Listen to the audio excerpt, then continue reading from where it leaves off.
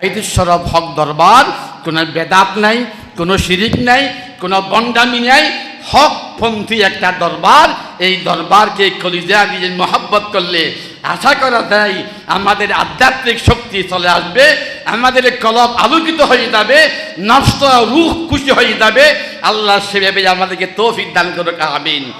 পরিশেষে আমি বলতে চাই, এই বাইতুল শরফের পীর সাহেব হুজুর কেবলা আমাদের হুজুর অনেক বই পুস্তক লিখেছেন, ঠিক কিনা বলেন না? আমি সবসময় বলি, বাংলাদেশে যত পীর আছে, আমি মাননীয় প্রধানমন্ত্রীকে আগেও বলেছি, শেখ হাসিনাকে, ইবি আর কথা ন মানুষ বাহাদি এটা দেই ঠিক না। বর্তমান যারা দায়িত্বে আছে ডক্টর ইউনূস, মানুষ মুসিবতের মধ্যে ফেললে দোয়া ইউনূস, বাংলাদেশ মুসিবতের মধ্যে ফেললে ডক্টর ইউনূস, ঠিক না?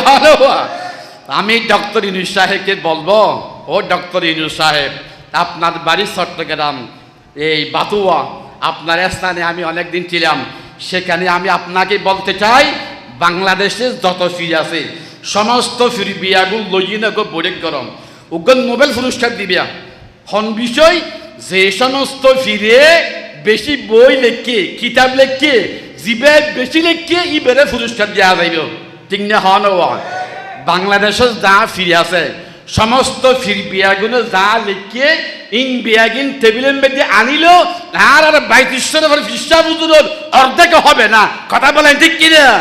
যদি এইরকম একটা অনুষ্ঠান বাংলাদেশে হয়, এই নোবেল পুরস্কার ডক্টর ইউনূস সাহেব থেকে আমাদের রাহাপুরের বাইতুল শরফ ছাড়া আর কোনো ফির পাবে না। কথা বলেন ঠিক কিনা?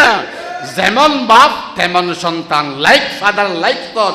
আল্লাহ পাক আমার এই হুজুর কেবলাকে হায়াতে তৈয়বা দান করুক, আমিন বলেন না। সব সময় দোয়া করবেন।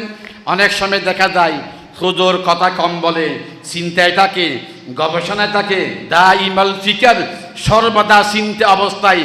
মাঝে মাঝে আপনারা খেয়াল করবেন, আমার রাহাবারে বাইতুল শরফের চেহারার দিকে দেখবেন, মোহাব্বত দিয়ে দেখবেন, ভালো করে দেখবেন, একবার নয়, দুইবার নয়, তিনবার নয়, মোহাব্বতের নজর দিয়ে দেখবেন, মনে হচ্ছে এটা রাহাবারে বাইতুল শরফ নয়, ডাইরেক্ট শাহ আব্দুল জব্বার শাহ হুজুর রহমতুল্লাহ আলাইহি বসে আছেন। কথা বলে ঠিক কিনা?